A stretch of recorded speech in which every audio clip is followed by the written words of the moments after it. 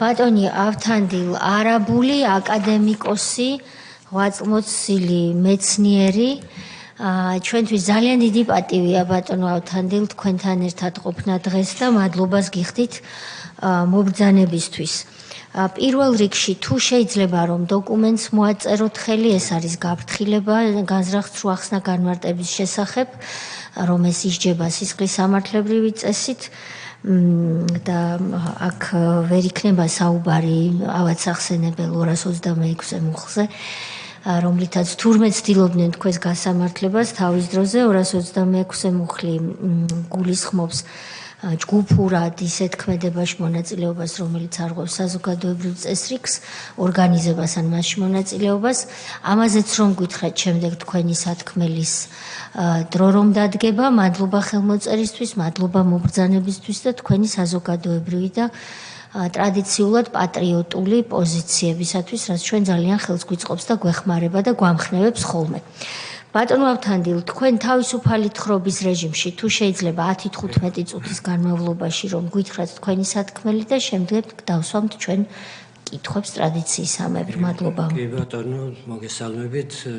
ვეცდები რომ არ გავიმეორო, ბევრი რამე თქვა და არ არის ახლა აუცილებელი ისევ გავიმეოროთ ესენი. პირველ რიგში ახლა ორ რამეს მინდა ამ თავითვე გაუსვა ხაზი.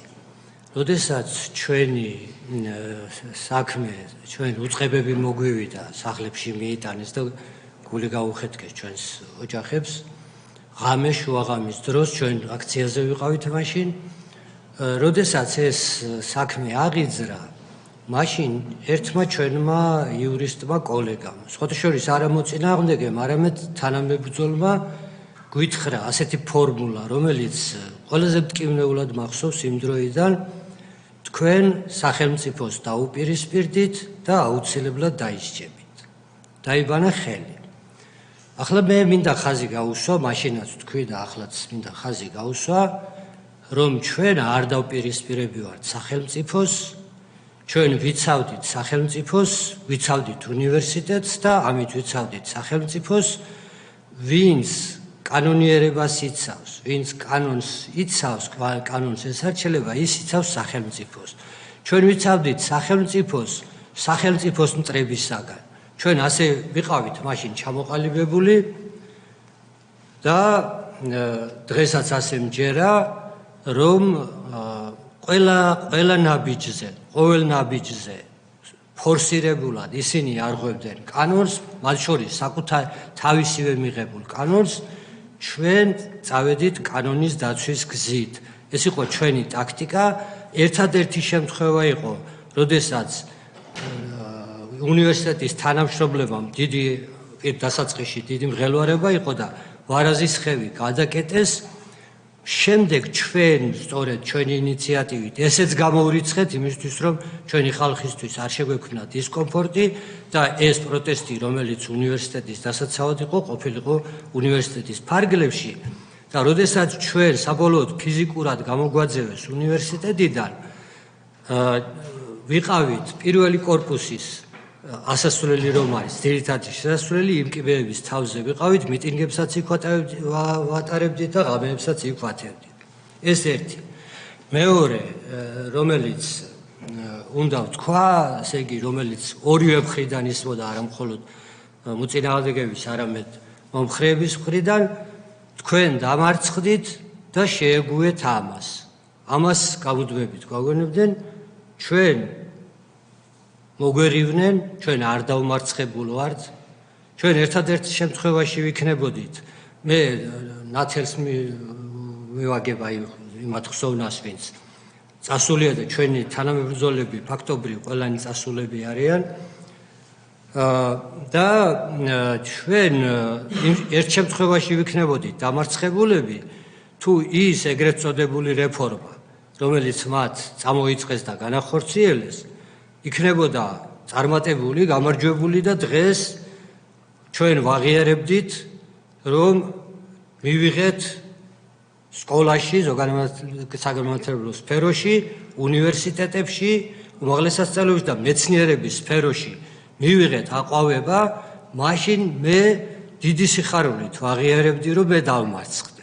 მაგრამ საუბედუროდ არ დავმარცხებულ ვარ. დღეს ეს დღეც შეხვედრაც დასტურია იმის, რომ ჩვენმა მაშინდელმა პროტესტმა სწორმა გაიმარჯვა და ისევ აქტუალურია დღესაც. ახლა, როდესაც ეს ამ დაპირისპირებას უყურებთ, ჩვენ ამ ხარეს, ასე ვთქვათ, აი ჩვენი ხარე, ვინც იყო უნივერსიტეტის წარმოადგენდა, ეს იყო ძალიან დიდი დამსახურების. ეხლა მე ჩემს პირად იმას არ ვთვლი, მაშინ უფრო ახალგაზრდა ვიყავი, ცხადია. ეს იყო საოცარი პროფესურა, რომელსაც ჰქონდა უმაღლესი სამეცნიერო ცენზი და რომელთაც ჰქონდათ უმაღლესი უდიდესი თანამდებობები, ეს მაშინი კათედრისა და დეკანატის ხელმძღვანელობა და კათედრის ხელმძღვანელობა ძალიან მაღალი პოზიცია იყო და ყველა იყო დიდი სამეცნიერო საბჭოს წევრი.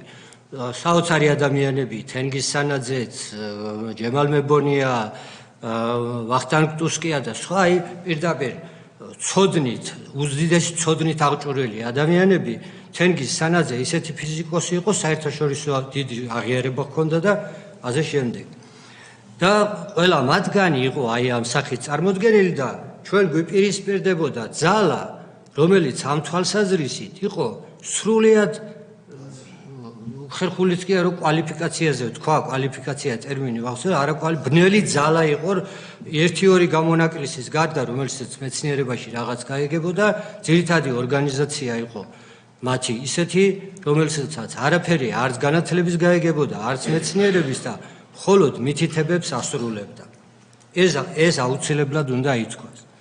ახლა, როდესაც თქვი მე რომ აი იურისტის ჩვენი მეგობრის შესახებ, მე აქვე მინდა ვახსენო 2 იურისტი, რომელნიც თავიანთი ინიციატივით ბოლომდე გამოგვყვნენ და ჩვენი ადვოკატად დაგვიდგნენ და საოცარი პროცესი ჩაატარეს, დიდი ნიმუში იყო იმის, აი კარგი პროფესიონალიზმის, ეს იყო ლია მუხაშავრია და თეიმურაზ ტაბატაძე. რომელთაც ჩვენ აი ეს მხარე, ესე იგი ეს წარმართეს და მე არ მინდოდა ეს დარჩენილიყო, იმიტომ რომ მათ კიდევ ვიმეორებს საკუთარი ინიციატივით გადადგეს ეს ნაბიჯი და ძალიან წარმატებულად წარმართეს ეს.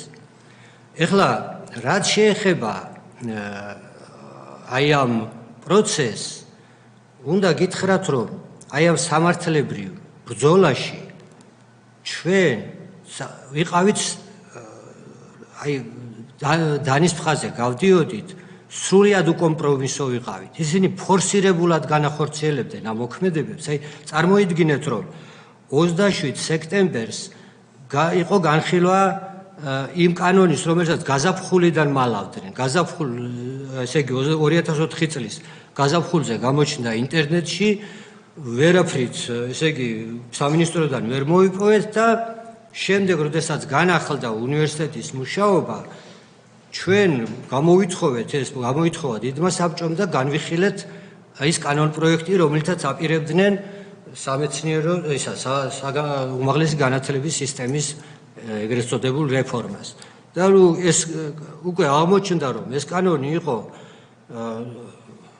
აი დრაკონული, თუ შეიძლება ასე ითქვას, მართლაც დიდ საფრთხეს უქმნიდა მთლიანად სისტემას. ამიტომაც იქ გამოსვლაში და უდიდესი მეცნიერები გამოვიდნენ, მათ შორის თამაზ გამყრელიძე, მარიკა ლორთქიფანიძე, რისმა გორდეზიანი და უნივერსიტეტის მთელი პროფესორა და აკადემიკოსები გამოვიდნენ და თქვეს, რომ ამ კანონის მიღება არ შეიძლება. 27-ია, 27-შივე და 28-ში მთელი კამპანია წამოიწყეს, ლიტერატურულ კაფეში შეიკრიბნენ მაშინდელი, ასე ვთქვათ, იდეოლოგიური მიმართულების, ესენი ამ ნაციონალური მოძრაობის ხარდამჭერები, მწერლები, რატია მაღლობელი, გუღაძე, თევზაძე, ესენი და დაგმეს უნივერსიტეტის მოქმედება.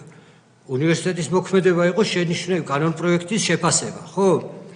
28-ში, 29-ში ნახეთ რა ხდება. 29-ში რუსუდან ლორთქიფანიძე იტალიიდან ჩამოაფრინეს, ჩამოიყვანეს. იქ იყო ელჩის წარმომადგენელი ჩვენი 30 სექტემბერს მეორე დღეს დანიშნეს პრორექტორად და პირველ პირველ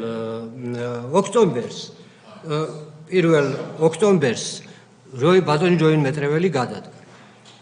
ეხლა მე მინდა თქვა, რომ ჩვენ უნივერსიტეტმა, ეხლა ჩვენი არ იყო ეს ჩვენი ორგანიზაცია, ესე იგი ეს მე შემდეგ საუნივერსიტეტო დარბაზად ჩამოყალიბდა და ეს დიდი საბჭოს ეს ლიდერის შემადგენლობა სწორად ხედავდა ამ პროცესებს, მაგრამ სამწუხაროდ საზოგადოების უმეტესობა, მათ შორის საუნივერსიტეტო საზოგადოების, ვერ დაინახა ის საფრთხეები, რაც რეალურად იყო მოსალოდნელი. მათ ასეთი ტაქტიკა ჰქონდათ, მოგეხსენებათ, როდესაც ინსტიტუციას უტევდნენ, ლიდერს უტევდნენ, მიზანში ამოიღებდნენ და ამოიღეს.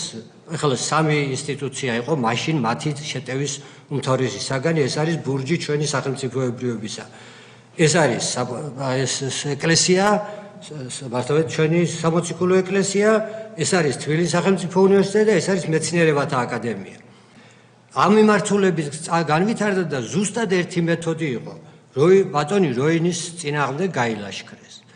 როინი იყო ისეთი გამოკვეთილი და მეორე მხრივ აკადემიის მისამართით ასეთივე შეტევა განხორციელდა ესე იგი ალბერტ თავხელიძეზე, უდიდეს ფიზიკოსზე, რომელიც მაშინ იყო პრეზიდენტი და ვერ გაუძლო ამ შეტევას. სხვათა შორის წარმოგიდგენიათ, რომ ალბერტ თავხელიძეს დააბრალეს, რომ გაყიდაო აკადემქალაქი,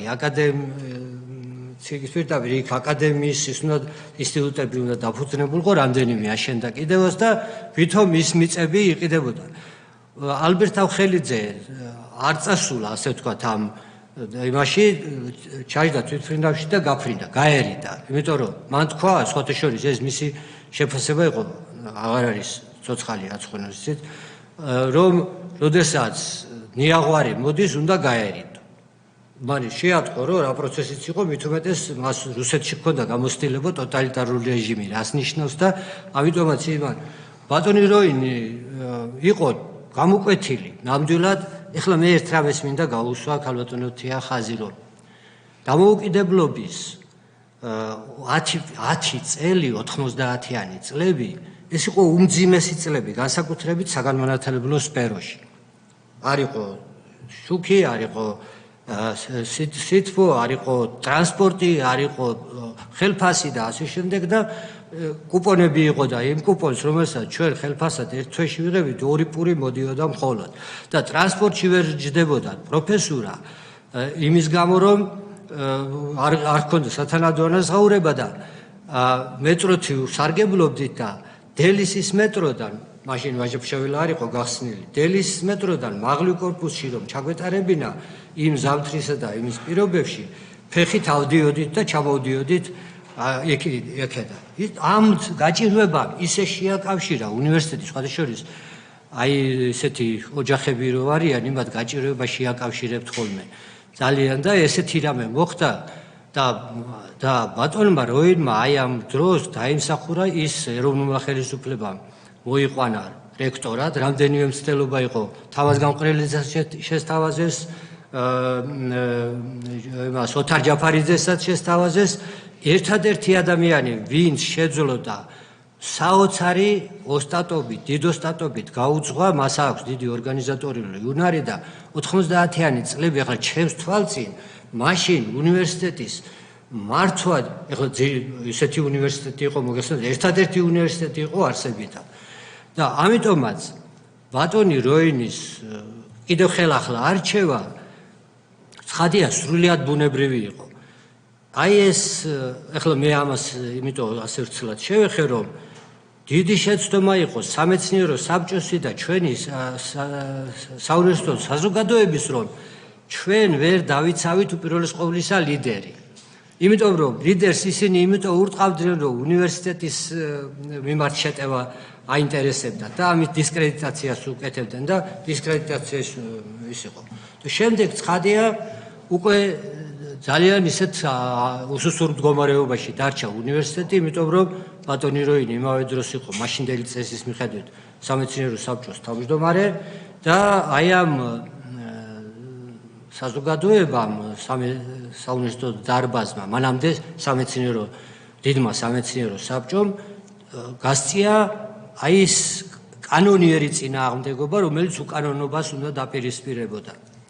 ჩვენ ვერაუქმებდნენ, მიუხედავად იმისა, რომ კანონპროექტი შემოიტანეს, პრეზიდენტის ბრძანებულება გამოიცა საგანგებო, რომელიც რექტორსა და დეკანებს ანიჭებდა სრულ უფლებამოსილებას, ვერ გააუქმეს წესდება და რადგან წესდება ვერ გააუქმეს, იმიტომ რომ მოგეხსენებათ, სიპის სტატუსი როდესაც აქვს, თუ არ არსებობს წესდება, მაშინ სიპის სტატუსიც არ არსებობს და თუ არ არსებობს წესდება, არ არსებობს საბიუჯეტო უზრუნველყოფა, ხო, ბანკიდან ფულს ვერ გამოიტან. ამიტომაც ვერაუქმებდნენ და ამ წესდების საფუძველზე სწორედ კანონიერი მმართველი იყო დიდი სამეცნიერო საბჭო. ჩვენ ავამოქმედეთ ეს დიდი სამეცნიერო საბჭო და მივიღეთ გარკვეული გადაწყვეტილებები, რომლებიც რა თქმა უნდა იყო აი ესეთი გამოწვევა ძალიან სერიოზული, მაგრამ ამავე დროს იყო უფრო კანონიერი, ვიდრე ისინი აკეთებდნენ და დაუპირისპირეთ ეს ჩვენ აი ახალ რექტორს ეხლა მე ერთადერთს გავუსვამ ხაზს, რომ რუსუდან ლორთქიფანიძის ის ღირსება იმაში აღმოჩნდა, რომ მან არა იყო საკუთარ კისერზე არაკანონიერი არჩევნების ჩატარება. კანონით გადაყვანა უნდა მომხდარიყო არსებული პროფესურის და სამეცნიერო თანამშრომლების და მხოლოდ შემდეგ, როდესაც ეს მოხდებოდა და დაკომპლექტდებოდა კანონიერი სამართლებრივი სტრუქტურები, მას შემდეგ უნდა ჩატარებულიყო კონკურსები პროფესურის შესარჩევად, რომელიც ცხადია ითვალისწინებდა ახალი საკრედიტო სისტემა იყო, იქაც მოხდებოდა გარკვეული შემცირება, მაგრამ ეხლა მე ერთ რამეს მინდა გავუსვა ხაზი. ეს ყველაფერი, რომელსაც ერქვა უმაღლესი განათლების საგანმანათლებლო რეფორმა, ხო, არც ერთ უნივერსიტეტს, ზოგს არ გოკიდევაც, არ შეხებია ისე როგორც უნივერსიტეტს. ეს იყო დამიზნებული პირდაპირ უნივერსიტეტზე. მხოლოდ უნივერსიტეტში მოხდა ფაკულტეტების აი ასეთი სრულიად განუკითხავი გაერთიანება. 22 ფაკულტეტიდან მივიღეთ 6 ფაკულტეტი და ფაქტიურად მივიღეთ უმართავი პროცესი. აი ამ თვალსაზრისით წარმოგიდგენიათ, ჰუმანიტარული ფაკულტეტი ყოფილ 6 ფაკულტეტს იყო გაერთიანებული. და ამას აკეთებდნენ ბოლონიის, ახლა მე აღარ გავყვები ამას, როცა ბოლონიაში 23 ფაკულტეტია და ასე შემდეგ. ამ მხოლოდ უნივერსიტეტში მოხდა კათედრების გაუქმება. აი მე ერთ ფაქტს მოვიყვან, ამ პერიოდში ერთ იცვლებოდნენ, მაგრამ გოჩა ჯაფარიძე არაჩვეულებრივი აღმოსავლეთმცოდნე იყო დეკანი. და ერთ დღესაც მივედი ბატონ გოჩასთან და ვუთხარი, რომ ბატონო გოჩა, თუ ახლა მე ველაპარაკები როგორც მათ წარმომადგენელს, თუ უნივერსიტეტის ისტორიის წაშლას არ აპირებთ, უნივერსიტეტის დამფუძნებელთა კათედრები მაინც შევინარჩუნოთ მათ სახელზე. ისე გაეხარდა ეს, რომ ეგრევე წამოხდა და წავიდა. ახლავე რექტორს მოახსენებ, ეს არაჩვეულებრივი იდეა, მეორე არაჩვეულებრივი. მოვიდა ძალიან დაღვრემილი. არავითარი ნება ამის არ არის. აი ეს მოხდა უნივერსიტეტში, სხვა უნივერსიტეტებში ასეთი რამე არ მოხდა. მხოლოდ თბილისის სახელმწიფო უნივერსიტეტში მოხდა ის კაბინეტები, რომელზეც არის ლაპარაკი, ის კაბინეტები იყო უკვე ისტორიული მემკვიდრეობა. შოთა რუსთაველის კაბინეტი, ილიას კაბინეტი, ვაჟას კაბინეტი, ვაჟა შაველა გარდაიცვალა, მოგეხსენებათ, იმ ჰოსპიტალში, რომელიც პირველ კობროში იყო. გალაქტიონის კაბინეტი, ივანე ჯავახიშვილის კაბინეტი. ეს იყო, აი, ერთ რამედ ღირდა, მუზეუმები იყო, შესვლად ღირდა და იქ ტარდებოდა სასწავლო პროცესი. ამ კაბინეტების გაუქმება იყო ძალიან დიდი დანაშაული ისტორიის წინაშე. ახლა მარტო უნივერსიტეტის კი არა. ეს უბრალოდ უნდა შეგვენარჩუნებინა როგორც კიდევ მეორე ისტორიული მემკვიდრეობა. არა მხოლოდ გაუქმდა კი არა, გამოყარეს ეს ყველაფერი და ლაბორატორიები მათ შორის აი ცხონებულმა სირაძემ შექმნა, საოცარი მკვლევარი იყო და შექმნა ქრისტიანული კვლევის ლაბორატორია. არაჩვეულებრივი იქ მოაწყო ის მეორე სართულის შესასვლელი რო არის და იმდენად ფორსირებულად და იმდენად აი დრაკონულად მართლა ისეთ ექცეოდნენ ამ ყველაფერს, რომ ამ გამგეს ამ კაბინეტის მოსვლაც არ დააცადეს, რომ მოვიდა იმ ოთახიდან გარეთ გამოყრილი, დახვდა იატაკზე დაყრილი, დახვდა ამ ლაბორატორიის მასალა და კომპიუტერები და ყველაფერი, მისი სამუშაოები და ასე შემდეგ და რა ხდებოდა, აი რემონტს ვიწყებდო. ერთი ხამე, ერთი დღე რა, მეორე დღეს და ესე იგი ასეთი იყო. ლაბორატორიები გაუქმდა. ქალბატონია, ისეთი, რომელიც იყო ასევე უმნიშვნელოვანესი. სხვათა შორის აი ამ ჩვენი ფიზიკის და ქიმიის ლაბორატორიები მეორე კორპუსში იყო განთავსებული და ამ ლაბორატორიების განახლებისთვის, აი როგორ მიდიოდა იმ გაჭირვების წლებშიც კი 1,5 მილიონი ტექნიკა იყო იმ ლაბორატორიებში უკვე შეტანილი, მათ შორის ბევრი ახალი. და ეს კორპუსები მოგეხსენებათ ისია აშენებული, რომ შიდა ეზოები აქვს, აი ესე ოთხკუთხად არის და შიდა ეზოში შესვლა შეიძლება ორივე არის ასეთი და მეორე კორპუსის შიდა ეზოში რომ გადაიხედავდით, მთელი ეს აპარატურა, მილიონიანი აპარატურა აი ესე გადაყარეს ფანჯრებიდან და ეყარა მთელი წლების განმავლობაში, 2 წლის განმავლობაში იმ შიდა ეზოში. ეს არის უნივერსიტეტის რეფორმა და ეს იყო ხო ასე რომ ტექნიკურ ლაბორატორიებს გულისხმობთ ქიმიის და ფიზიკის და ამათი აპარატურა იყო გადაღებული აპარატურა დიახ აი ეს მთლიანად ესე იგი ეს იყო აი რაღაცა განადგურების ვანდალიზმის საოცარი მაგალითები აი უნივერსიტეტის ეგრეთ წოდებული რეფორმასთან. იმიტომ რომ ეს იყო მათი ხელწერა ბოდიშვიხტი, წერალთა სახლში, წერალთა კავშირის ასე გააკეთეს. კი, ხო, იქაც ვიცი და ვიყავი და ასე შემდეგ. ხო. ჯიდი გასაგებია რომ ბოდიში რომ ჩაგეწერით. გასაგებია რომ ქართულს ებრძოდნენ, მაგრამ ეხლა ქიმიის ლაბორატორიის აპარატურის გადაყრა უკვე ეს კიდე უფრო იქით გადადგმული ნაბიჯია, რაღაც საოცრება. ეგ ამას ვერც არ მოვიდგენდი ახლა რასამოთ. ხო, არა, ეს იყო, ეს სხვათა შორის ის არჩევნები, რომელიც ასე ჰქონდათ, აი, არაფრით არ ცვლიდნენ, უკანონო არჩევნებს ატარებდნენ. 1 წლის შემდეგ თუ წელიწადნახევრის შემდეგ ის არჩევნები უნდა ჩატარებულიყო. ცხადია, კანონი როცა კანონის მიხედვით როგორც იყო რომ დაკომპლექტებოდა სტრუქტურები და შეიქმნებოდა საარჩევნო წესდება თავისი, ესე ყველაფერი განისაზღვრებოდა, ვაკანსიები გამოცხადებოდა, ჩატარდებოდა, მაგრამ ამას ატარებდნენ ერთადერთი მიზნით, რომ არასასურველი პროფესურა განედევნათ უნივერსიტეტიდან. ეს ჩატარდა კიდევაც, სხვათა შორის, მაშინ გეტყვით, რომ კომისიის თავმჯდომარეობა პირველად რამდენადაც ინფორმაცია მაშინდელი ვიცოდით ყველა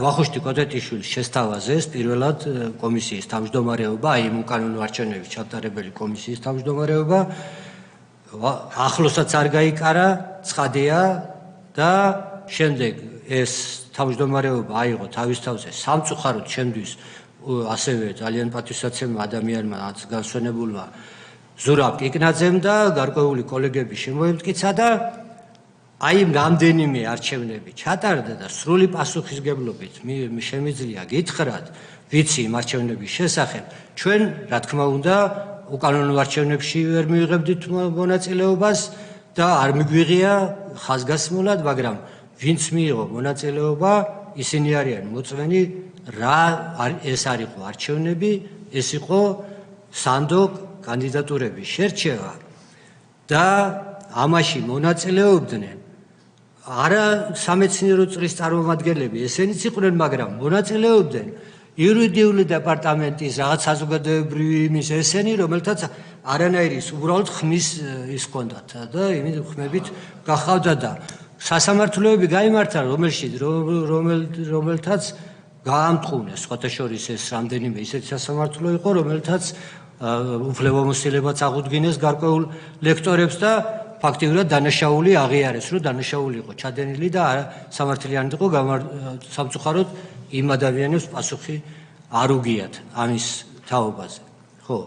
ეხლა კიდევ რაც მინდა ვთქვა, მე ეხლა აღარ შევეხები ამ გადაკვალიფიცირება ისე მოხდა ჩვენი სისხლის სამართლის დანაშაული, ჩვენ მაშინ ისე მაქსიმალისტები იყვნენ, სამწლიანი ის იყო მუხლი გვერგებოდა და რომ მივედით ჩვენ უკვე არ ქონდა მოლოდინი რომ უკან გამოგვიშვებდნენ და მე დიდი სახალხო მეჭირა ხელში, როდესაც სამართლოში მივედი და მე მეკითხებოდნენ რომ რა მიქონდაო და რაღაც დოკუმენტაცია ეგონათ და მიმქონდა განმარტებითი ლექსიკონის მასალები რომ ჩამსვამდნენ რომ სამუშაო არ გაცდენილიყო. ამაზე ვფიქრობდი. ახლა იუმორის არის, მაგრამ ეს იმდროინდელი სამწუხარო რეალობის ანუ თქვენ ამით იმას ბრძანებთ ბატონ ავთანდილ რომ აღქმა გქონდათ აბსოლუტურად სერიოზული რომ არავინ არ ხუმრობდა. და ამ დონის მეცნიერები შესაძლოა უცბად აღმოჩენილიყვნენ გლდანის საპყრობილეში. ამას რა თქმა უნდა, ესე იგი ეს იმ კონკრეტულ ხიზანაიძე პროკურორს არ გადაუკვალიფიცირებია, როდესაც ჩვენ იმ სამართლოში რომ მივედით დილით ძალიან დიდი მიტინგი დაგვხდა იქ საზოგადოების აღშფოთება იყო ძალიან დიდი და ჩვენ გქონდათ საბედნიეროდ ჩვენ გადაგვარჩინა ფიზიკურადაც იმად რომ ჩვენი ქართველი ბრძენი საზოგადოება ჩვენ აი მადისკრედიტებელ მთელ კამპანიას არ ისმენდა და გვიჭერდა მხარს და ტრანსპორტში და ყველგან ქუჩაში რომ ხვდებოდნენ გვიცხადებდნენ ხარ ეს ძალიან დიდი მორალური ხარდაჭერა იყო და ამან განაპირობა რომ შეეშინდათ აშკარად რომ ეს უნივერსიტეტის პროფესორებისთვის საჯელი მიესაჯათ ამიტომაც უკარნახეს ის რომ ის ხიზანაიძემ გადააკვალიფიცირა და მე იგივე იყო პროკურორი სამოქალაქო სამართლზე რომელიც თეათადაშვილმა გამართა. ხო, აი ესა. ეხლა მე კიდევ რაღაცე მინდა რომ აი სამეცნიერო სფეროზე, აკადემიაზე ვთქვი და იგივე ასე ვთქვათ რეფორმა ისე ბრჭყალებში განხორციელდა სამეცნიერო სისტემის, ქართული სამეცნიერო სისტემის მიმართ. ეს იმდენად ასე ვთქვათ ასეთი ის არ არის ხელშესახები, იმიტომ რომ სასწავლო დაწესებულება მაინც ცოცხალი პროცესია. იქ პროფესორაც არის, სტუდენტებიც არიან, ისაც არის, ესეც არის და ეს მუდმივად მიმდინარეობს ასე და შემთხვევით არ იყო რომ ჩვენი სასამართლოც აგვისტოში გამართეს რომ სტუდენტები არ ყოფილიყვნენ. აი აუცილებლად უნდა ვთქვათ რომ მთელი მცდელობა იყო სტუდენტები მაინც ვერ აიყოლიეს. რაღაც პატარა ორგანიზაციები შექმნეს, რომლებიც უშუალოდ ჩვენთანაც ვერ მოდიოდნენ, მაგრამ აი ესე მადისკრედიტებელ იმას აკეთებდნენ. ეხლა ერთსაც მინდა გაუსვა ხაზი და მე აი სამეცნიერო რომ ჩვენ აი ვინც ამ შემთხვევაში რის გამოც ვარ დაბარებული. ჩვენ ფიზიკური ძალადობაც მივიღეთ ჩვენს თავზე რეჟიმის მიერ. კამპანია ჩვენი რეპუტაციის შემლახველი, ძალიან სერიოზული. ჩვენი მორალური იმის მთელი დროის განმავლობაში ეს არ დამთავრებულა და რაც მთავარია, რასაც მინდა გაუსვა ხაზი, ის არის რომ იმ დროიდან მოკიდებული მთელი იმ რეჟიმის არსებობის განმავლობაში ჩვენ დევნის ქვეშ ვიყავით. ამას მინდა გაუსვა. ეხლა მე კიდევ სუბიექტური ის არ გამომივიდეს, ყველა ჩვენგანი ჩვენ ვერსად ვერ დავიწყეთ მუშაობა უკვე პატრიარქმა გადადგა არაჩვეულებრივი ნაბიჯი მაშინ სწორედ ჩვენს დასაცავად სხვათა შორის პატრიარქმა მიგვიღო მაშინ როცა გვიჭერდნენ დაგლოცა იმ დილით პარაკლისი გაამართვინა და ისეთი ნაკურთხი ჯვრები დაკვიდეს და ასე შემდეგ და ამის გამო პატრიარქმა შექმნა ანდრია პირველწოდებული სახელობის ქართული უნივერსიტეტი. მან თქვა რომ ეს უნივერსიტეტის ძირითადი პროფესორა, სულ დამსახურებული პროფესორა რომ დარჩა გარეთ და ეს გამოსაყენებელია, ამიტომაც ჩვენ შევქმნათ ქართული უნივერსიტეტი და აგან ვავითაროთ ეს და ეს დაიწყო 8 წელში, 8-ში დაიწყო მოქმედება ამან. შევქმენით, ასე ვთქვათ, კათედრები ქართული ფილოლოგიის ბატონი გრივერის და ჩემი პროგრამა იყო და მათ შორის მაგისტრატურისაც და ერთი ნაკადი მაგისტრანტები კიდევაც გამოუშვით, მაგრამ 2010 წელს იქაც მოგვაკითხეს და დაგვატოვებინეს ის უნივერსიტეტი. ახლა დეტალებს ამას აქ აღარ შევეხები ამასთან დაკავშირებით, როდესაც ეს ცვლილება მოხდა, უგულავად თავის ფეხით მოვიდა იქ და აღნიშნა, რომ ახლა დაფუძნდა ქართული უნივერსიტეტიო და ასე შემდეგ. და სამეცნიერო სფეროში მე მომიწია ქალბატონო თეა ენათმეცნიერების ინსტიტუტმა გამზარდა თუ შეიძლება ასე ითქვას. ასპირანტად მივედი, მე მთელი ცხოვრება ვიყავი იქ, ერთად თანამშრომელი, მე გავხდი გაყოფილების გამგე და ასე და ჩემი ინსტიტუტი. და იქაც 2006 წლიდან, როდესაც დაიშალა აკადემიის სისტემა, ინსტიტუტები დარჩა, აი სრულიად გაუაზრებელი რეფორმა მეცნიერების სფეროში. უშუალოდ დაუქვემდებარე სამინისტროს.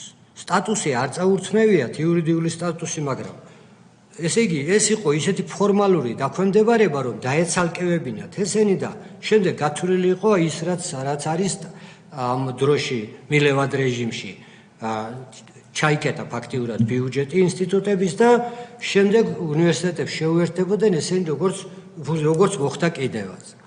და მე მომიწია მიხეილ ქურდიანმა გამწირა, ასე ვთქვათ, წყალებში მეგობარი იყო ჩემი და როდესაც ჩვენ დაგვინიშნეს ხელმძღვანელობა, მიხეილ ქურდიანმა სამეცნიერო საბჭოზე დაიჟინა, რომ იყოს ავთანდილარებული, იყოს სამეცნიერო საბჭოს თავმჯდომარე. ეს არის ის პერიოდი სწორედ, რომ ჩვენ უკიდურესად დაპირისპირებული ვართ თან ხელისუფლებასთან და აი ამ 2006-დან 2011 წლის ჩათვლით 12 წლის ბოლომდე ეს იყო აი წარმოუდგენელი ბრძოლა ინსტიტუტის გადარჩენისთვის. ეს იმდენად არ ჩანს, კიდევ ვიმეორებ, იმიტომ რომ უნივერსიტეტი ჩანდა, აქ არ ჩანდა. მე ვიყავი მე და ის ვინც ასევე წარმოადგენდით ამ დაპირისპირებულ ხარეს, ასე ვთქვათ, ვიყავით მუდმივი მუქარის, აი ასე რომ და მუდმივი შანტაჟის და რას მთავარია, ყოველი ჩვენი სხდომის გამრუდებული, მათ შორის მე დავიწყე ელექტრონული ჩაწერა და მოუწოდე მე მხარდამჭერებს, ასე ვთქვათ, მიშას მხარდამჭერებს. ნაციონალური მის მხარდამჭერებს. მოუწოდე რომ როდესაც მიგაქვთ ამბავი, წაიღეთ ელექტრონული ჩანაწერი, რომ გამრუდებული მაინც არ მიუტანოთ თქვენს პატრონებს. და გადავარჩინეთ ჩვენ. ანუ ბატონო, იმდენად ისეთი იყვნენ სუსტები, რომ სწორადაც ვერ მიქონდათ, ხო? აი შეიძლება გარგება მაგშინდებდეს ისტორიკულად გითხულობ ცხადია. ჩვენ შევძელით ის სხვათა შორის ტაქტიკა იყო ჩემი ასეთი. ილიას უნივერსიტეტთან იყო იდეა, რომ შეერთებულიყო ენათმეცნიერების ინსტიტუტი, მოიწვია კრება და კრების ერთსულოვანი გადაწყვეტილებით ჩვენ უარი ვთქვით ყოველგვარ უნივერსიტეტთან გაერთიანებაზე და მე ვამბობდი, რომ როგორც ჩანს რაღაც შინაგანი ინტუიციამ კარნახობდა, რომ გავიყვანოთ დრო, გავწელოთ დრო და ყველაზე გვიან ენათმეცნიერების ინსტიტუტი შევიდა დაკარგა სტატუსი, შევიდა უნივერსიტეტის თბილისის სახელმწიფო უნივერსიტეტის შემადგენლობაში. ჩვენ იმით ყველა დანარჩენი საბოლოოდ დამთავრდა 2010 წელს და ჩვენი მხოლოდ 2011 წელს. კიდევ ერთი წელი რომ გაგვეძლო, ჩვენ გადავრჩებოდით და მაინც ხო ასე იყო. ხო, ეხლა აი მინდა რომ რადგან სათქმელია ითქვას. ეხლა პირადად მე იყო მოგეხსენებათ განმარტებითი ლექსიკონი და არა მხოლოდ ლექსიკოლოგიის განყოფილებას ხელმძღვანელობდი. ავამოქმედეთ აი ამ შევარდნაძის ხელისუფლების პერიოდში, სხვათა შორის, როცა პალატაც შეიქმნა, მაშინ დამტკიცდა სახელმწიფო ენის პროგრამა. ეს იყო ლექსიკოგრაფია, ასე ეს იყო. ეს იყო ძალიან შეზღუდული მოცულობის, მაგრამ მიუფლობის პირობებში 100 ლარიან დანამატს ვაძლევდით ხელფას 100 ლარიან, მანამდე 30 ლარიან თანამშრომლებს და ამით ჩვენ დავძარით განმარტებითი ლექსიკონი, დავძარით ისტორიული ეტიმოლოგიური ლექსიკონი და გავაკეთეთ კრებსითი ლექსიკონი ქართული დიალექტების. ამ ხელშეკრულებების მეშვეობით. როგორც კი მოვიდა ის ხელისუფლება, ეს პროგრამა ცხადია დაიხურა, აი სხვა ყველა ქართულთან ერთად, ეს პროგრამა, რომელიც მხოლოდ იყო 180,000 წელიწადში. ეს ქართული სახელმწიფო ენის პროგრამა. ეს დაიხურა და რაც მთავარია, დაიწყეს გამოძიება ამ პროგრამის. სულ 3 წელი იყო ესა. პირველი 2001, 2002, 2003 და დაიწყო გამოძიება და ბუღალტერია გასცემდა ამას და ბუღალტერია არავინ არ მოვალდებულებდა, მაგრამ მე ხომ ვიცოდი რომ რა შეიძლება ყოფილიყო და ყველა ხელშეკრულების ის მქონდა შენახული. და როდესაც დაუწყო ესენი დახურეს საქმე, მაგრამ ეხლა ეს ჩემი მისამართით იყო. რა თქმა უნდა და ისა მეორე იყო ჩვენ გამომცემლობა დავაფუძნეთ ინსტიტუტმა ქართული ენა, რომლის თაობაზე, რომლის ერთ-ერთი ინიციატორი ისევ მე ვიყავი, რომლის გამო ისევ გამოძიება დაიწყო და რომ აღმოაჩინეს რომ ეს გამომცემლობა შემდეგ ინსტიტუტის ის იყო ქვემდებარე იყო და რეალურად გამომცემლობა კი არ იყო, არამედ ფორმალური ის მომამზადებელი როა ხოლმე კომპიუტერული ბაზა იყო, სულ 3 კომპიუტერი იყო და რომ აღმოაჩინეს რომ ამ დაფუძნების ისა მილიონი თუ 2 მილიონი კუპონი მე მქონდა გადახდილი ამ გამომცემლობის დაფუძნების და მე პირიქით ვალი ჰქონდა ინსტიტუტში ჩემს წინაშე მე რომ გადაიბარა ინსტიტუტმა, რა თქმა უნდა ეხლა ეს არც მომითხოვე რა იყო ეს და ამაზეც შეწყვიტეს. გარდა ამისა და ეხლა აი სასკოლო რეფორმა, რომელიც ეროვნული გამოცდები, ხო? ეროვნული, ახლა ეს ერთი მხარეა კიდევ. ეროვნული გამოცდები მოამზადა ალექსანდრე კარტოზიას მთელი შექმნა, არაჩვეულებრივი ორგანიზაცია იყო. მე ქართული ენის და ლიტერატურის მიმართულებით მიმიწვიეს და იქ მოვამზადეთ ჩვენ დაწყებითი სკოლის პროგრამები, აი ეს კურიკულუმს რასაც ეძახოდნენ და მოვამზადეთ ეროვნული გამოცდების სქემა და ყველაფერი, ტესტები და ყველაფერი. აი დოკუმენტია 2005 წელს რომ ჩატარდა გამოცდები, 2004 წელს არის დაბეჭდილი ის გამოცდების ბუკლეტი, რომელსაც მე ერთ-ერთ რედაქტორად ვაწერი ვარ. ლომაია იყო უკვე და ამის გამო აღმოჩნდი ექსპერტად სააპელაციო კომისიის ექსპერტად და პირველი გამოცდები რომ ჩატარდა, ეს ჩაატარა ნაჩქარევად და ჩაატარა არასწორად კი არა, აი ესე იგი აი ესეთი ძალადობრივად როგორც ხდებოდა. მინიმუმ 1 წელი სჭირდებოდა იმ ტესტების გამოცდას იმისთვის რომ აბიტურიენტები მზად ყოფილიყვნენ ამისათვის და გამოცდილებით ცხადია. იყო საოცარი შეცდომები და არ იყო საშუალება რომ აბიტურიენტებს მიეღოთ პასუხი. გაიპროტესტებინათ და უნივერსიტეტებში როგორ ხდებოდა, მოგეხსენებათ, რამდენი ნიშნის გადაკეთება ხდებოდა. კომისია მუშაობდა, თუ კი აღმოჩნდებოდა სიხარულით ვასწორებდით იმ ნიშნებს არაერთხელ მიმუშავია.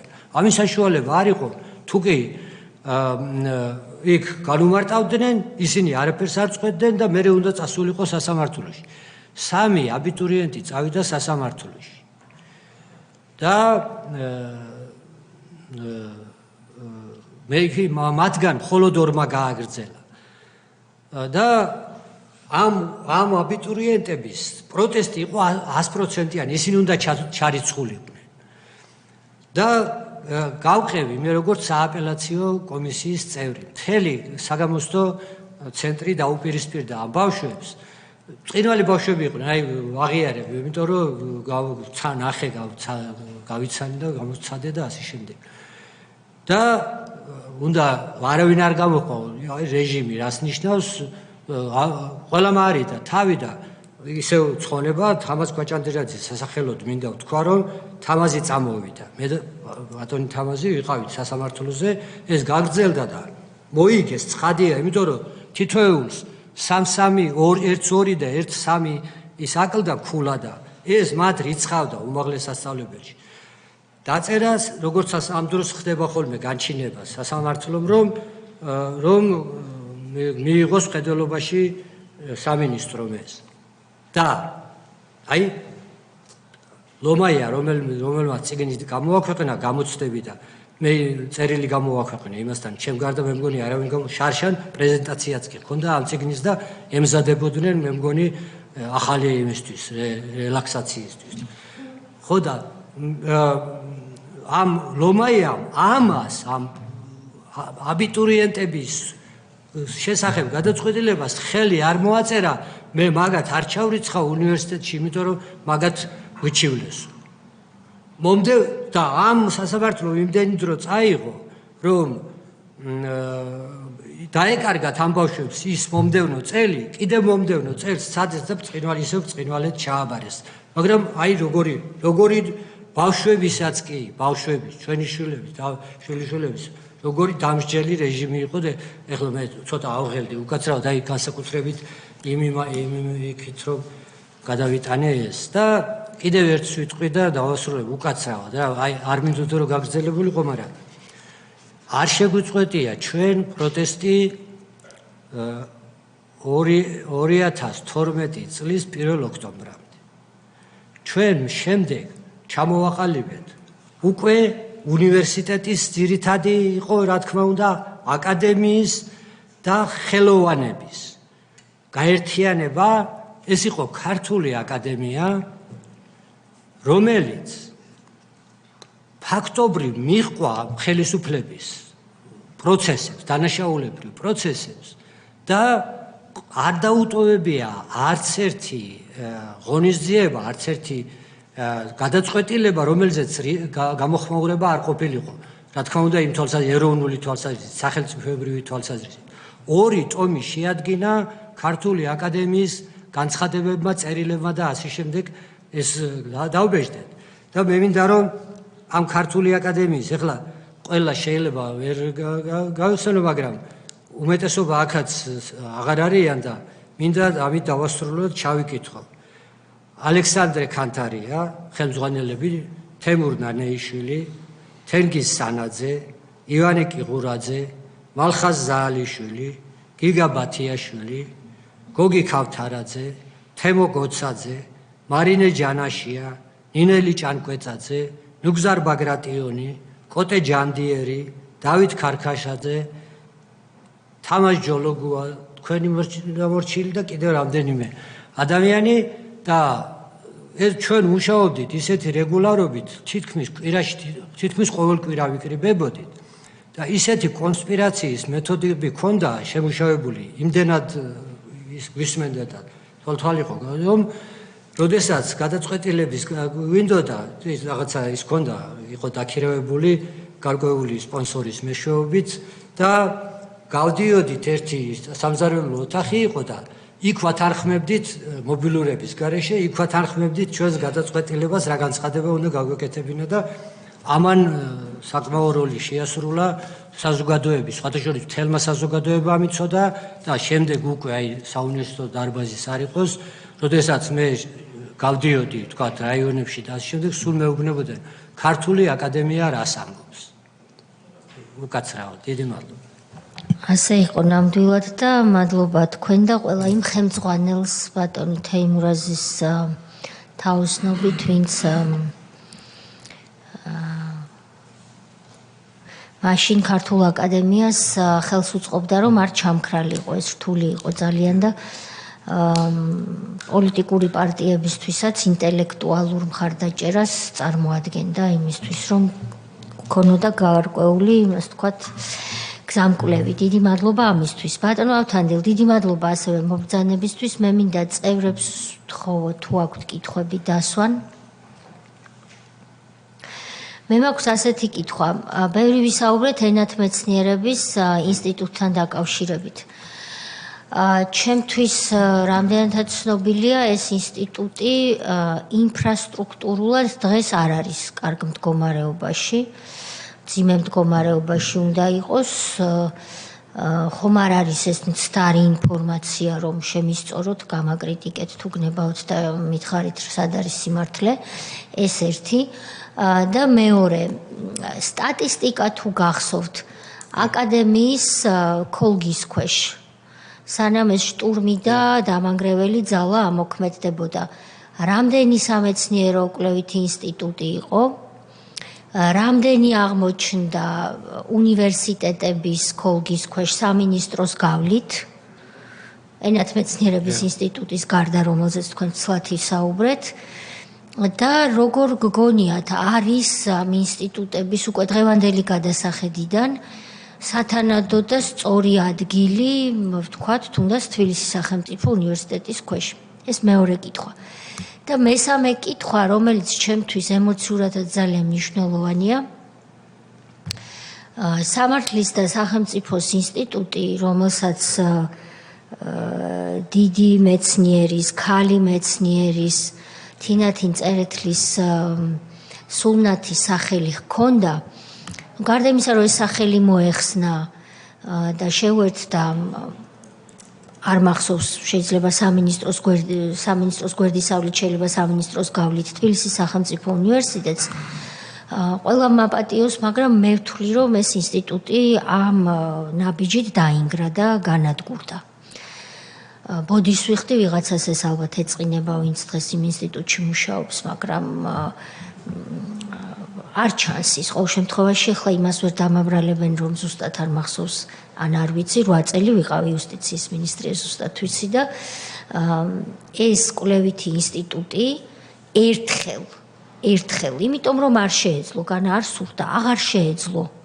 არ შეუსრულებია მინისტრის ან სამინისტროს მრჩევლის ფუნქცია, ან კონსულტანტის ფუნქცია, ან რაიმე ტიპის გიდობის ფუნქცია არ შეუსრულებია. მიუხედავად იმისა, რომ ვერ შეუსრულებია. მიუხედავად იმისა, რომ მე ძალიან ბევრჯერ მქონდა ამის სურვილი და მონდომება, რომ როცა არსებობს კვლევითი ინსტიტუტი, სადაც მეცნიერები, რომლებიც, რა თქმა უნდა, თავიანთი ტვირთით დატვირთულები არიან, მაგრამ ის ტვირთი მაინც არ აქვთ, რაც შეიძლება პოლიტიკური თანამდებობის პირს ჰქონდეს.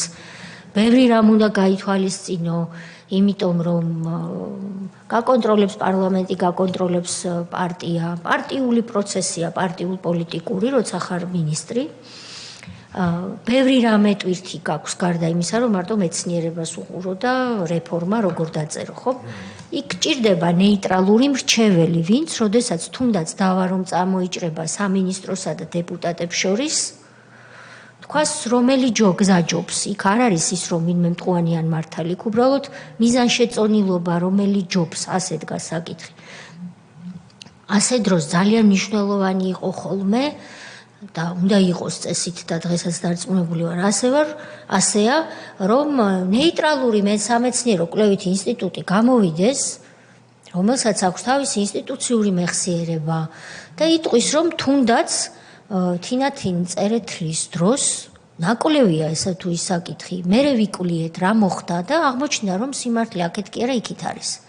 ეს არის ფასდაუდებელი როლი, რაც შეიძლება ინსტიტუტმა შეასრულოს პოლიტიკოსისთვის და პარლამენტისთვის და რეფორმის გასატარებლად. მე მახსოვს და აქ უკვე ვერავის ვერ მოუხდი ბოდიშს არ გეწყინოთ მეთქი, რომ 8 წლის განმავლობაში ამ ინსტიტუტმა ეს ფუნქცია ვერ შეასრულა. იქ მყოფ ადამიანებს პატივისცემით ვიტყვი, რომ მქონდათ ამის სურვილი, მაგრამ უკვე განადგურებული იყო ყველაფერი. ამ ერთ ინსტიტუტზე შემიძლია ვთქვა, მაგრამ დღევანდელი გადასახედიდან მესამე კითხვა ეს არის. არის სათანადო ადგილი უნივერსიტეტებში და თუ არის, მაშინ რა უნდა გააკეთონ უნივერსიტეტებმა, რომ ამ ინსტიტუტებმა თავიანთი რეალური სამეცნიერო კვლევითი ფუნქცია დაიბრუნონ. მე ვიცი, რომ მაგალითად ქართული ლიტერატურის კვლევის შეიძლება სახელი ასე არ ქვია, მაგრამ ქართული ლიტერატურის კვლევის ინსტიტუტი აგრძელებს და უკვე მეორე სამინისტროში რომ გადმოვინაცვლე, იქ მხარდაჭერაც, რჩევაც და ხელშეწყობაც ყოფილა. ანუ მეტნაკლებად ვიღაცებმა რაღაცები შეინარჩუნეს. აი ეს კითხვა, იმიტომ რომ ჩვენ რეკომენდაციებიც უნდა შევიმუშაოთ და საინტერესო, ანუ ბევრი ვისაუბრეთ, თქვენ არ იმიგროთ, რომ თქვენ ისაუბრეთ, ბევრი მე ვისაუბრეთ თქვენზე მეტი მგონი. სამი კითხვა. სტატისტიკა და მეორე ეს არის თუ არა ინსტიტუტების ადგილი აქ და პირველი კითხვა თქვენ გემახსოვრებათ, მე უკვე დამავიწყდა რა გკითხეთ. სამი კითხვა რო იყო მახსოვს. მახსენებთ ხო? თუ შეიძლება. დიდი მადლობა თქვენ არჩეულებრივად აი მე ჩემი სათქმელიც თქვით რომ განსასაზღვრია, სწორად განსასაზღვრია ჩვენი სამეცნიერო რაც გადარჩა, რაც გვაქვს ამ სამეცნიერო პოტენციალის ადგილი და როლი სახელმწიფოს განვითარებაში. ეს არის ძალიან მნიშვნელოვანი. ახლა რა სტატისტიკა, ახლა დიახ და ბოდიშ არ გამოგრჩეს გამახსენდა პირველი კითხვა ძალიან მნიშვნელოვანია. ენათმეცნიერების ინსტიტუტი დღეს ინფრასტრუქტურულად არის აყვავებული საშუალოდ, ჭირდება რამე მხარდაჭერა, ესეც რო გითხრათ. ენათმეცნიერების ინსტიტუტი უკვე წლებია მეც ხელმძღვანელობდი, მოვალეობის შემსრულებელი ვიყავი აი ამ ხელისუფლების ჩვენი ასე ვთქვათ ქართული ოცნების 14 წლიდან ერთი პერიოდი და როდესაც ვერ მივაღწიე სტატუსის დაბრუნებას, ეს იყო ამოცანა დავტოვე მე არ მიმიღია მონაწილეობა არჩევნებში არის ძალიან მძიმე მდგომარეობაში განსაკუთრებით ინფრასტრუქტურულად სწორედ იმიტომ რომ ეს არის ისეთი ავარიული შენობა ეხლა მე მიწევს იქ შესვლა იმიტომ რომ აი ამ ლექსიკონს განმარტებით ლექსიკონს ისევ ხელმძღვანელობ და ჯგუფი ადგილზე უნდა მუშაობდეს იქ არის ფონდები იქ არის ლექსიკონები და ამ შემდეგ და ლამის ყოველდღე უწევთ შესვლა და როგორია იცით ეს რომ პატარა ბიძგი რო იყოს ღმერთმა არქნას და რაღაცა ალბათ პირველი გახლეჭილია ასეც და ვერტიკალურად ანუ ქვები ცვივა ჭერიდან მე რაც მინახავს ყველაფერი ცვივა ბათქაში და ისა არის ეს ნაპრალებია იმხელა ფეხი რო ჩაგივარდით ანუ ეს საშველია ასე ვთქვათ ინსტიტუტი არის საშველი მე უფრო ხაზი იმას უნდა გაუსვა რომ ინსტიტუტი მაინც აი როდესაც ეს აქცენტი კეთდება ინსტიტუტი არის სამეცნიერო სტრუქტურა თავარია იყოს ის შენობა არ არის არსებითი მერე არის ის ყველაფერი თავარია რომ ენათმეცნიერების ინსტიტუტი არის ერთ-ერთი იმ ინსტიტუტთაგანი რომელიც ჩვენი სახელმწიფოს აი დამოუკიდებელი სახელმწიფოს განვითარებისთვის არის სტრატეგიული მნიშვნელობის თუ შეიძლება ასე თქვას მხოლოდ ერთი რამეც რო ავიღოთ, აქ არის მთელი აკუმულირებული მთელი ჩვენი ენათმეცნიერული კვლევების მიმართულებით, მაგრამ თავარია რომ ეს არის სახელმწიფო ენის ინსტიტუტი. სახელმწიფო ენა ჩვენი მოითხოვს ძალიან სერიოზულ პატრონობას და ამ ინსტიტუტის გარეშე წარმოუდგენელი, აი ლექსიკონებზე რო ვლაპარაკობ და უამრავი რაღაცა ის კვლევები, რომელიც განსაკუთრებით ჩვენი სახელმწიფო ენის ტექნოლოგიური უზრუნველყოფა, რაც ჩვენი ფაქტობრივ სახელმწიფო ენის განვითარების და გადარჩენის ჯერ და განვითარების აუცილებელი პირობაა. ეხლა რა მდგომარეობა ამ სამეცნიერო სფეროში? საუბედუროდ ამას ძალიან კარგად ვიცნობ, იმიტომ რომ 2013 წელს აკადემიის ინიციატივით, ჩვენი ინიციატივით სამინისტროში მუშაობდა სპეციალური კომისია. გვინდოდა რომ სამეცნიერო სფეროს რაღაცა რეაბილიტაციის შესაძლებლობა შეგვექმნა და დავწერეთ კიდევაც ხედვაც და სქემაც დავწერეთ. აღმოჩნდა რომ აკადემიის დაშლის შემდეგ დარჩა 64 ინსტიტუტი, რომლებიც აი ესე იყო სანამ უნივერსიტეტებთან გადანაწილდებოდა. ამ ყველა ინსტიტუტში ვარ დამყოფი და ყველა ის მაქვს მდგომარეობა ნანახი.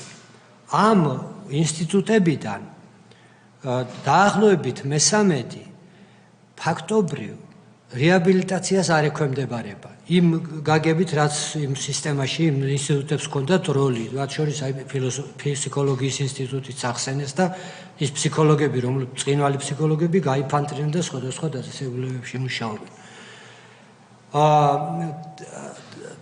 15-17 ინსტიტუტი განსაკუთრებით ეს ქართველოლოგიური ინსტიტუტებს შეეხება ქალბატონოთია. იყო იმ დროისთვის იმ დონეზე გადარჩენილი რომ მათ უნდა დაბრუნებოდათ სტატუსი, იმიტომ რომ და ახლა კიდევ ერთი ხაზგასმა რომ ამ ინსტიტუტების უნივერსიტეტებთან შეერთება არის სრულიად არასწორი ნაბიჯი. შეიძლება რამდენიმე 1-2 ინსტიტუტი იყოს ისეთი, აი სულ ერთხელის თითებზე ჩამოითვლება, რომელსაც უნივერსიტეტის ფარგლებში არსებობა აძლევს რაღაც დამატებით იმას შესაძლებლობას. დანარჩენი პირიქით მათი აქტივობა ფაქტობრივად მექანიკურად არიან მიერთებული, არაფერი უნივერსიტეტს არ ევალება ამ ინსტიტუტებთან მიმართებით.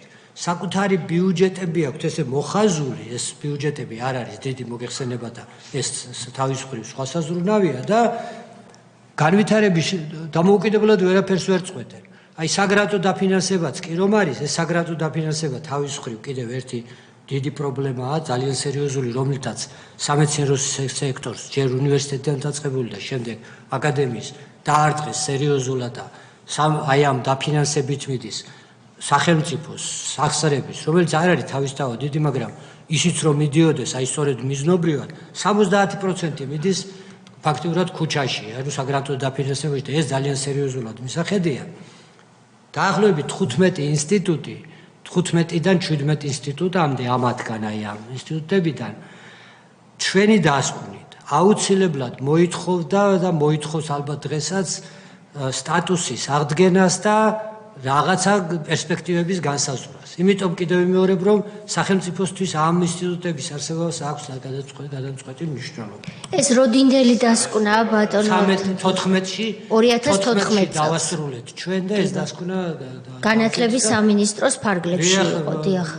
სხვათა შორის კიდევ ვიტყვი, ესე იგი, რომ თამარ სანიკიძე იყო მაშინ და შეიძლება გახსოვთ კიდევაც მათ შორის ტელევიზიითაც რომ ძალიან ჩვენ განსაკუთრებით დაჯახებული ვიყავით ამ პოლემიკაში, ესე თქვათ, მაგრამ შემდეგ, როდესაც გაერკვა ამაში, აბსოლუტურად სწორად მან თქვა, რომ აი ამბობდა ბოლოს, მე სამწუხაროდ ბოლომდე ვერ მიიყვანა ეს თორე ორი კონფერენცია ჩაატარა და ამბობდა, რომ უნივერსიტეტების წესდება მხოლოდ მას შემდეგ უნდა ახალი წესდებები შემოვიდა, მოიხსენებათ 14-ში და უნდა მივიღოთ რაც ინსტიტუტების სტატუსი განისაზღვრება. სამნაირი სტატუსი იყო საფაკულტეტო, საუნივერსიტეტო და დამოუკიდებელი ისინი ინსტიტუტები და აი ეს ვერ გარკვეულ, ეს განსახორციელებელია კიდე ისე.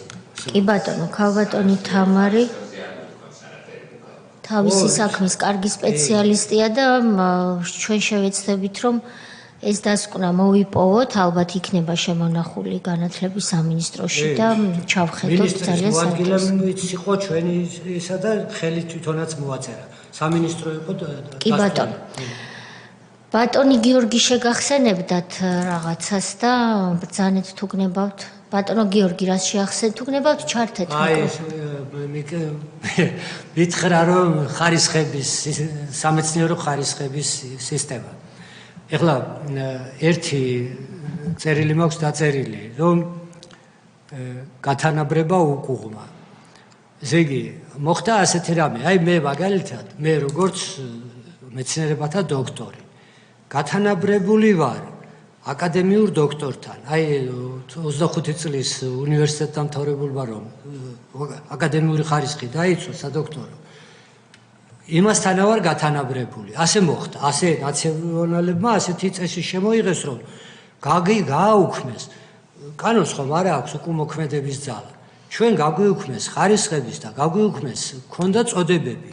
ჩვენ პროფესორები ვიყავით სახელმწიფოს მიერ დამტკიცებული, ყველა უნივერსიტეტის პროფესორები ვიყავით წოდების მიხედვით. მაშინ წოდება არსებობდა. ეს ყველაფერი გაუქმებულია და ამან რა გამოიწვია, იცით? ამ აკადემიური ხარისხების და ამ სამეცნიერო ხარისხების გაუქმება. დასცა სამეცნიერო დონე უკიდურესად. ეს ერთი სერიოზული პრობლემაა. ჩვენ გვაქვს შეთავაზება აკადემიას ქონდა, რომ ჩვენ აგვედგინა აი ეს პრესტიჟის სამეცნიერო ხარისხი, სადოქტორო, რომ აი რაღაც თამასა ეს ხო, აი ქართულად ვერ წერენ, მაგრამ დოქტორის ხარისხი აქვს ღვთითქმის ყველას. ეს არის მწარე რეალობა, კი. კი. დიდი მადლობა ბატონო ავთანდილ მობრძანებისთვის. ჩვენ დღეს გავესაუბრეთ აკადემიკოს ქალბატონ ლიას, რომელი მელიქიშვილს, რომელიც მობრძანდა ჩვენთან უნივერსიტეტის წინააღმდეგ წარმართული ბრძოლის თაობაზე და კონკრეტულად კი მეცნიერ თამარ კეკელიძის ამ პროცესში გარდაცვალების ფაქტთან დაკავშირებით სასაუბროთ. მე კიდევ ერთხელ მინდა ქალბატონ ლიას დიდი მადლობა გადავუხადო და პატივისცემა დაუდასტურო ბატონ გიორგი გოგოლაშვილს ფილოლოგიის მეცნიერებათა დოქტორს, ღვაწლმოსილ მეცნიერს და მებრძოლს. მადლობა მინდა უთხრა მობრძანებისთვის და მნიშვნელოვანი ფაქტების მოწოდებისთვის. აკადემიკოს ავთანდილ არაბულს, ენათმეცნიერს დიდი მადლობა უმნიშვნელოვანეს ინფორმაციის მოწოდებისთვის. ჩვენ დარწმუნებულები ვართ მე ამის ჯერა, რომ თქვენი ჩვენთან მობრძანება მიუხედავად იმისა, რომ ამ 3 საათში მხოლოდ მცირე დოზით მივიღეთ ინფორმაცია იმ დიდ უბედურებაზე, რაც უნივერსიტეტის თავს და ზოგადად მეცნიერების და ქართველიზმის თუ ქართულის ყველაფრის წინააღმდეგ დატრიალდა. ეს მცირე დოზით მოწოდებული ინფორმაციაც გამოიწვევს ზოგიერთ მაშინდელ ამ ყველაფრის ავტორსა თუ მონაწილეს შორის გარკვეულ ჟივილს და ჟივჟივს და ხმაურს. მაგრამ ის გვარები და სახელები, ვინც ამაში მონაწილეობდა, იქნებოდა ეს გიგა ბოკერია, სიმონ ჯანაშია, ლევან რამიშვილი, აქ ნახსენები იყო ვინმე ავალიანი, რომელიც შემდეგ გუბერნატორად იქცა უცბად. თეა თუთბერიძე, გიორგი კანდელაკი და მთელი ეს კმარა და არა მხოლოდ კმარას ორგანიზაციის ხალხი. გიორგი ონიანი, რომელიც შემდეგ ისეთ პოლიციელად იქცა, რომ ჯერ თქვენ გატერორებდათ ღვაწლმოსილ ადამიანებს და ზონდერად იყო უკვე შემდგომ ჩამოყალიბებული და მე რომ კენჭს ვიყრიდი მაჟორიტარად ნაძალადევის რაიონში, იქ დაგვსდებდა, რომ მან ნარკოტიკი ჩაედო ან იარაღი და ისე დაასრულა თავისი საქმე, რომ ვერ ჩამოყალიბდა, ჩემთვის ნარკოტიკი უნდა ჩაედო თუ იარაღი და ეს დილემა მის ცხოვრებას მუდმივად გაყვება თან. ჩიორა თაქთაქიშვილი, რომელიც შემდეგ უკვე დეპუტატად იქცა და რეფორმებს ბატონი პავლე კუბლაშვილის მოადგილეობიდან ახორციელებდა პარლამენტის იურიდიულ კომიტეტში. ყველა ეს ადამიანი, რა თქმა უნდა, ეს გვარსახელები ადამიანები არიან, მათ თავიანთი ცუდი წვლილი შეიტანეს უნივერსიტეტთან ბრძოლაში, თუ იყო რამე შესაძლებელი და გასაუმჯობესებელი. ამაზე თქვენ თავად ბრძანეთ, რომ უნივერსიტეტი უარს არ ამბობდა და აქ საჭირო იყო რაღაცნაირი პატივისცემაზე დაფუძნებული დიალოგი, მუშაობა, რაც გაცილებით უფრო რთულია, ვიდრე შევარდი, გამოყარე და გაყარე. ეს გაცილებით უფრო მარტივი იყო სააკაშვილისთვის და ასეც იქცეოდა. ჩვენ ამ გვარსახელებთან და მათ როლთან დაგვჭირდება დაკავშირებით კვლევა, იმიტომ რომ ჩვენი მიზანი არის ის, რომ ის ადამიანები, ვინც აწამებდა, ანადგურებდა და აზიანებდა ქვეყანას, მათ არ ქონდეთ თავისუფლება უკან მობრუნების. ამიტომ გვარსახელები მნიშვნელოვანია. ასევე მათ თუ აქვთ სურვილი მობრძანდნენ და აქ დაბრძანდნენ იმ მოკლე დროში, რაც ჩვენ დაგვრჩა, ჩვენი კარი ღია, ანუ დაელოდებიან ჩვენს მოწვევას ან დაბარებას. გასაგებია, რომ ჩვენ რომ ვიბარებთ, იმალებიან. მარტივია ალბათ, რომ ქალ ან კაც მეცნიერს დაეტაკო და გამოაძევო რექტორის კაბინეტიდან, მაგრამ აქ მოსვლა როგორც ჩანს გაცილებით უფრო რთულია და მამაცობას საჭიროებს, მაგრამ ჩვენი კარი ღია, ის გვარები და სახელები, რის ჩამორთვალე მანამ სანამ ჩვენ დავიბარებთ, შეუძლიათ თავადაც მობრძანდნენ და ჩვენ მომდევნო ნებისმიერ სხდომაზე მათ მოусმენთ, თუ უკვე არ არიან ქვეყნიდან ზოგიერთი მათგანი გაქცეული. დიდი მადლობა კიდევ ერთხელ ვითანამშრომლებთ ჩვენ თქვენთან და ძალიან კარგი იქნება თუ თქვენ თქვენს ნაშრომს იმ დროს რაც წიგნი გამოეცით თქვენ მეცნიერება საშველია ამ თემაზე მოგვაწვდით უკვე მოტანილიც გაქვთ მე მგონი უღრმესი მადლობა და ასევე თუ თქვენ უფრო მარტივად მიგიწვდებათ ხელი კახა ლომაიას მიერ გამოცემულ ნაშრომზე რომელიც შარშან ზარზეიმით და ანონსა და შემდეგ თქვენ ამაზე რეცენზია თუ შეპასუხება გააკეთეთ ეს მასალაც ჩვენთვის ძალიან ნიშნულოვანი იქნებოდა, იმიტომ რომ ბატონი გიორგის მიერ მოწოდებულმა სამმა წიგნმა ცხადყო, რომ ეს ის მასალა, რომელიც ჩვენ აუცილებლად უნდა ჩვენი დასკვნის შედგენის პროცესში გამოვიყენოთ. უღრმესი მადლობა